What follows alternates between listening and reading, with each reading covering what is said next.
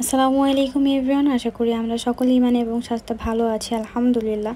এই পোস্টটা দেখার পরে অনেকেই কমেন্ট করেছিলেন, আপু কেন বাসায় এভাবে করে মাটি দিয়েছেন, আপনি চাইলে অন্য কোথাও মাটি দিতে পারতেন, আপনার কি আশেপাশে কোথাও মাটি নাই, এভাবে করে মাটি দেওয়া উচিত হয় না, এভাবে করে মাটি দিলে গন্ধ আসে, হেন তেন অনেক কথা।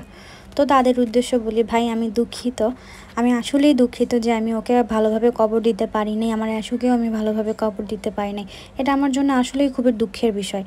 তবে কেন দিতে পারিনি সেটাও আপনাদের বোঝা উচিত। আমি ঢাকায় থাকি, আর ঢাকার যে এলাকায় আমি থাকি সেখানে আশেপাশে মাটি কোথাও নেই, মানে মাটি দেওয়ার কোনো জায়গা নেই। মাটি নাই বললে ভুল বলবো, হয়তো বা কোনো বাসার সামনে একটুখানি জায়গা আছে যেখানে 2-4টা গাছ লাগানো যায়, বাট মাটি দেওয়ার কোনো জায়গা নেই। খেলার 2-একটা মাঠ আছে, সেখানে কোনো বিড়াল বা পশু পাখি মাটি দিতে দেয় না। আর কবরস্থান যা আছে সেখানে তো পশু পাখি মাটি কি দিবে, মানুষকেই মাটি দিতে দেয় না।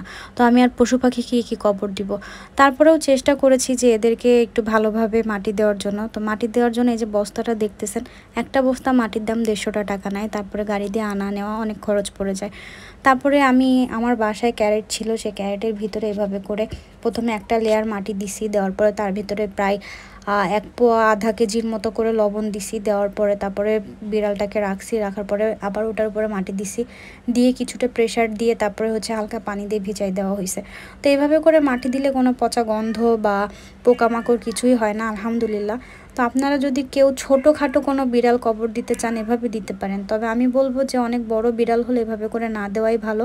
কারণ ক্যারেটের সাইজে বিড়াল হয়ে গেলে তখন এখানে কবর দিলে এখান থেকে পোকামাকড় বের হতেই পারে।